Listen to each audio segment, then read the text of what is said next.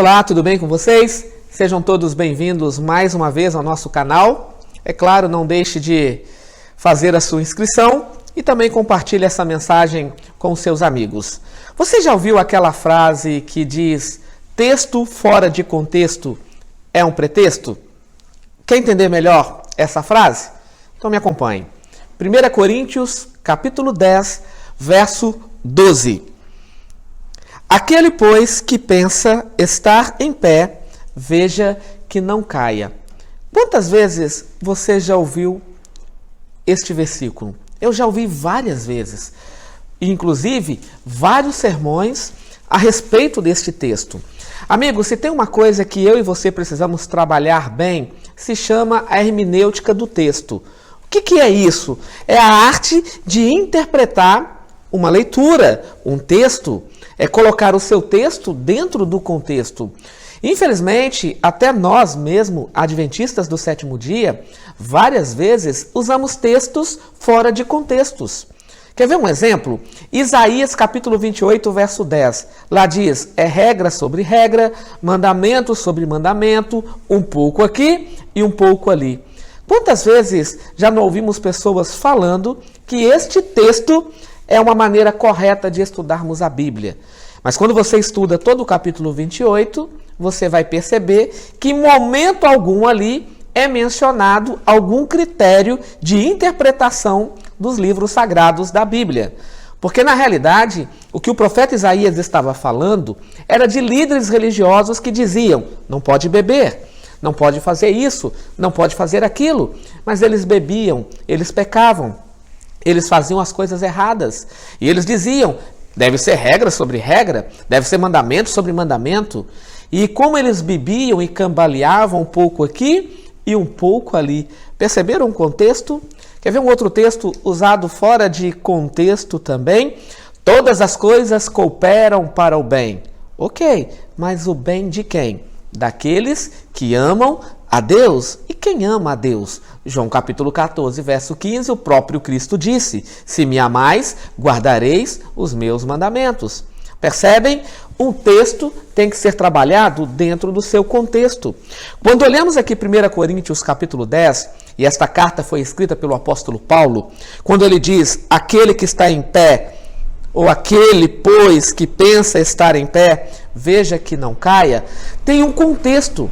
E o contexto aqui é um exemplo negativo do povo de Israel. Eu preciso ler então o contexto, e é chamado então de bloco de estudo. O bloco, ele tem uma perícope que chega a um escopo. Deixa eu explicar isso para você, uma linguagem exegética. O mapeamento do texto, ele começa no verso 1 e ele termina no verso 13. É o escopo dele, é o fim. É onde Paulo queria chegar. E é chamado então de bloco de estudo. Ficou claro para você? Então vamos ao início do bloco de estudo. Verso 1. Ora, irmãos, não quero que ignoreis que os nossos pais estiveram todos sob a nuvem e todos passaram pelo mar, tendo sido todos batizados, assim na nuvem como no mar, com respeito a Moisés. Todos eles comeram de um só manjar espiritual, beberam da mesma fonte espiritual, porque beberam de uma pedra espiritual que os seguia, e a pedra era Cristo. Que história Paulo está contando aqui? A história do Êxodo. A história quando o povo de Israel saíram do Egito, viveram como escravos no decorrer de 430 anos. 430 anos clamavam a Deus por um libertador. Deus atende a oração do povo e ele levanta Moisés. E Moisés, com um braço forte, liberta o povo de Israel depois que 10 pragas foram derramadas. Durante o dia, uma nuvem guiava o povo, e aquela nuvem era Cristo. Durante a noite, uma bola de fogo guiava o povo no escuro do deserto, e aquele fogo também era Cristo. Na teologia é chamado de teofania. São manifestações divinas de Deus através de algo. É Deus se revelando ao ser humano. E essa linguagem é chamada de teofania. Também havia a rocha que todos beberam água, e Paulo é bem claro em dizer que essa rocha era Cristo Jesus. Sabe o que é interessante? Todos tinham a mesma fé. Todos tinham o mesmo sonho. Todos desejavam chegar à terra prometida. Apenas 2 entraram. Sabe o que eu aprendo com isso? Vida cristã não é brincadeira. Salvação não é brincadeira. Ou entraremos na terra prometida ou morreremos no deserto. E a trágica história de Israel, de toda aquela multidão que saíram do Egito, apenas 2 entraram na terra prometida. Josué e Calebe. E você conhece bem a história desses homens. É relatada no livro de Números, a partir do capítulo 12. Quando nós olhamos então para o capítulo 10 de 1 Coríntios, Paulo está citando algo negativo do antigo Israel. Quando Paulo diz, aquele que está em pé, cuide para que não caia, ele está dizendo, tem uma nuvem de testemunhas. Lembra o que aconteceu com o povo de Israel? Saíram do Egito rumo à terra prometida, mas não entraram, morreram no deserto. Era para ser uma viagem de 40 dias. E essa viagem transformou-se em 40 anos. Vamos pensar aqui. Onde você deseja estar daqui 40 dias? Imagina, era uma viagem de 427 quilômetros do Egito para a Terra Prometida. Era uma viagem que duraria 40 dias, mas essa viagem transformou-se em 40 anos. Veja o que diz a mensageira do Senhor. O que impediu o povo de Israel de entrar na Terra Prometida? Mensagens Escolhidas, volume 1, página 69. Por 40 anos, a incredulidade, murmurações e rebelião excluíram o antigo Israel da terra de Canaã. Os mesmos pecados têm retardado a entrada do moderno Israel na Canaã celeste. Em nenhum dos casos as promessas de Deus estiveram em falta. É a incredulidade, o mundanismo, a falta de consagração e a contenda entre o professo povo do Senhor que tem nos conservado neste mundo de pecado por tantos anos. Percebem? O que manteve o povo de Israel fora da terra prometida? A incredulidade e o mundanismo. E ela diz que são esses mesmos pecados que têm nos mantido hoje neste mundo. Amigos, já era há muito tempo que eu e você deveríamos estar na Canaã celestial, mas ainda estamos no deserto, ainda estamos vagando neste mundo como o povo de Israel vagou. Ainda estamos no deserto. E a pergunta é, morreremos no deserto ou entraremos na Canaã celestial? O verso 5 diz assim, entretanto, Deus não se agradou da maioria deles, razão porque ficaram prostrados no deserto. Deus não se agradou da maioria deles. E ele explica então, e por essa razão ficaram prostrados no deserto. O verso 6, ora, e aqui Paulo começa a explicar a razão de ser do capítulo 10. Por que ele escreveu isso? Porque é o exemplo negativo de Israel. Ora, essas coisas se tornaram exemplos para nós, a fim de que não cobicemos as coisas más como eles cobiçaram. O que Paulo vai fazer aqui agora, a partir do verso 6 até o verso 10, Paulo vai apresentar 5 pecados que impediu o povo de Israel de entrar na terra prometida. 5 pecados. E o primeiro pecado aparece no verso 6. É aqui o pecado da cobiça. Mas o que o povo de Israel cobiçaram? Números capítulo 14, os versos 4, 5 e 6, é bem claro em dizer que o povo de Israel cobiçou o Egito. Saíram do Egito, queriam chegar em Canaã, mas não queriam tirar o Egito de dentro deles. E a palavra Egito aqui pode ser interpretado para mim, para você, hoje, como o mundo. Queremos estar na igreja, queremos ir para o céu, mas não queremos sair do mundo. E este era o problema deles. Eles cobiçavam as coisas do Egito, gostavam das coisas do Egito, gostavam das bagunças, das farras, do oba-oba, e eles sentiam o desejo de voltarem para o Egito. Detalhe, lá viveram como escravos. Queriam ter liberdade, mas gostavam da escravidão. Provérbios capítulo 5, verso 22 diz que o pecado nos escraviza como cordas. Ele nos prende, ele nos amarra. Recentemente eu vi um programa de TV na Discovery a respeito de animais que são presos em cativeiros e alguns deles estão até em extinção. É um caso de um macaco na África. Ele é preso com uma garrafa de refrigerante. Coloca uma semente dentro daquela garrafa, ele coloca a mão dentro da garrafa, quando ele pega a semente, ele não consegue tirar a sua mão de dentro da garrafa. Ele sabe que o caçador aproxima-se dele, mas ele quer a semente e ele quer fugir. Ele não larga a semente e ele não consegue fugir.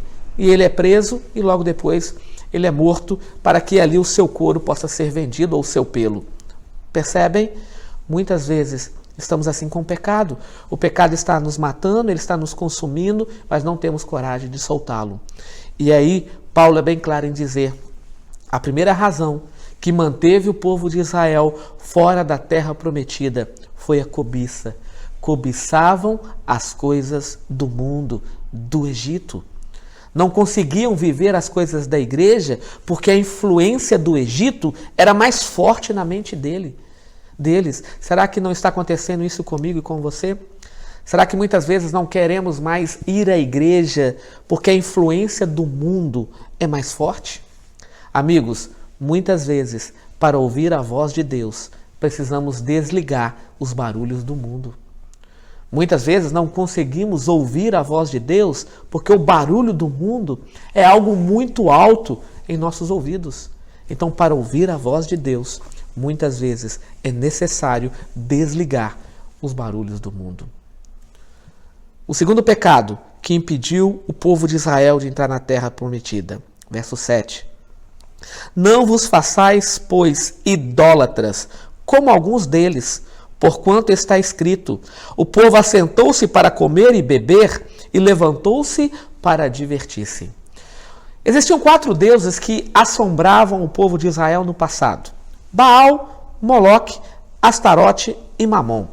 Moloque, o deus do poder, Mamon, o deus do dinheiro, Baal, o deus do sexo masculino e Astarote, deusa feminina do sexo. Sexo, poder e dinheiro.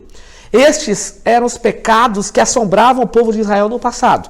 E vamos ser sinceros, não são os mesmos pecados que nos assombram hoje? Sexo, poder e dinheiro. Quando não caímos pelo sexo, caímos pelo poder. Quando não caímos pelo poder, caímos pelo dinheiro. Isso quando não caímos nos 3. Mas quando Paulo cita aqui, ele tem um texto em mente também, que é Êxodo capítulo 32. Moisés estava no monte, ele havia acabado de receber os 10 mandamentos escritos pelo próprio dedo de Deus. Moisés ficou 40 dias e 40 noites no monte. E o povo lá embaixo estava ansiosos. E eles começaram a reclamar, começaram a questionar. Cadê Moisés? Com certeza ele morreu lá no alto do monte. Moisés, ele não desce mais. Precisamos ter um Deus aqui visível. E construir então um bezerro de ouro. Quando Moisés desceu o monte, ele viu aquela festa, ele viu o povo comendo, bebendo, era um verdadeiro carnaval, uma festa da carne. Moisés então lança as pedras dos mandamentos de Deus sobre aquele animal em figura de ouro. E aquele animal então foi destroçado, destruído. Moisés então se aproxima do seu irmão Arão e disse: que é isso? Por que você fez isso com o povo? Olha o que diz lá o capítulo 32. Arão olha para Moisés e disse assim: você sabe como o povo é? Eles me apertaram, me ameaçaram, eu peguei o ouro, lancei no fogo e surgiu esse bezerro. Amigos, por que Arão mentiu? Ele fez a forma, ele derreteu o ouro, ele fez aquele bezerro de ouro que se tornou algo de idolatria para o povo de Israel. Idolatria não é apenas prostrar os meus joelhos para adorar uma imagem. Paulo diz que o amor ao dinheiro também é uma idolatria. Colocar qualquer coisa em seu coração em primeiro lugar torna-se uma idolatria. Entende? Porque muitos morreram no deserto e não entraram na terra prometida? Entendem porque muitos não conseguem entregar sua vida a Deus? porque alguma coisa está ocupando o trono do coração que pertence unicamente a Deus. Pode ser um namoro, pode ser um vício, pode ser um jogo, pode ser a esposa e o esposo, pode ser filhos, pode ser trabalho. Entenda, se isso estiver ocupando o seu coração em primeiro lugar, você pode estar colocando um ídolo na sua vida. Terceiro pecado que impediu o povo de Israel de entrar na terra prometida, o pecado da imoralidade. A palavra usada aqui pelo apóstolo Paulo é a palavra porneia. Paulo está dizendo que muitos não entraram na terra prometida por causa da pornografia. Amigos, o sexo fora do casamento é pecado. O sexo é uma bênção de Deus para o casal casado. Se você ler o texto comigo, você vai perceber que muitos morreram. Cerca de 23 mil pessoas em um só dia, e aqui são homens, morreram por causa do sexo, da pornografia. E aqui foi um pecado criado por Balaão. Balaão, ele tinha um Deus no seu coração, era o ouro, era a riqueza, era Mamon. E ele fez de tudo para que o povo de Deus pudesse ser amaldiçoado. E ele disse para Baraque, Baraque, não temos como amaldiçoar o povo, porque eles estão andando retamente no caminho do Senhor. Para que eles recebam maldições de Deus, eles precisam desviar do caminho. Eu tenho um plano. O plano são as mulheres midianitas. As mulheres midianitas, peça a elas para que elas desçam nuas. E elas tiraram as roupas e desceram tocando tamborins. Os homens de Israel, quando viram aquilo, pegaram as mulheres e levaram para dentro de suas tendas. E eles coabitaram com aquelas mulheres. E 23 mil homens morreram naquele dia. Pecado da imoralidade. Amigos, pecado sexual é como cupim. Quando você percebe, já está tudo destruído por dentro. Quantas pessoas hoje não são viciadas em pornografia? Você sabia que aumentou nesse período de pandemia, nesse período de quarentena, aumentou o número de assinantes de canais adultos? Faça uma pesquisa aí para você ver. E sabe o que é assustador? A Sky mostrou que o maior número de assinantes de canais adultos são pessoas denominadas cristãs evangélicas. Ou seja, a imoralidade tem invadido a igreja. Quantos jovens hoje não estão praticando sexo fora do casamento? Quantos adultérios, quantos problemas hoje relacionados ao sexo hoje não está presente dentro da igreja? Não pense você que isso acontece só no mundo, infelizmente não. Paulo escreveu 1 Coríntios capítulo 10, lembram? Ele está falando de uma igreja. Todos foram batizados na mesma nuvem, todos tinham o mesmo sonho, todos queriam ir para o céu. Paulo está falando para a igreja. Paulo está dizendo que muitos não entrarão na terra prometida, na Canaã celestial, por causa da imoralidade. Este é o terceiro pecado. Quarto pecado, ele apresenta no verso 9. Não ponhamos o Senhor à prova. Amigos, colocar o Senhor à prova. Deus, ele já deixou a palavra dele revelada para nós. Tanto na Bíblia, quanto no espírito de profecia. Temos todas as orientações necessárias para vivermos no assim diz o Senhor. E muitos têm brincado com a graça, com a misericórdia de Deus, têm colocado a Deus dia após dia à prova. Amigos, nós não podemos fazer isso. Deus já pagou um preço altíssimo por mim e por você na cruz do Calvário. Para que eu e você precisamos colocar a Deus à prova, se Ele já provou o amor dele para conosco? E João 3,16 diz, Deus amou o mundo de tal maneira que deu o seu Filho unigênito. Ele deu Cristo para que pudesse morrer por mim e por você.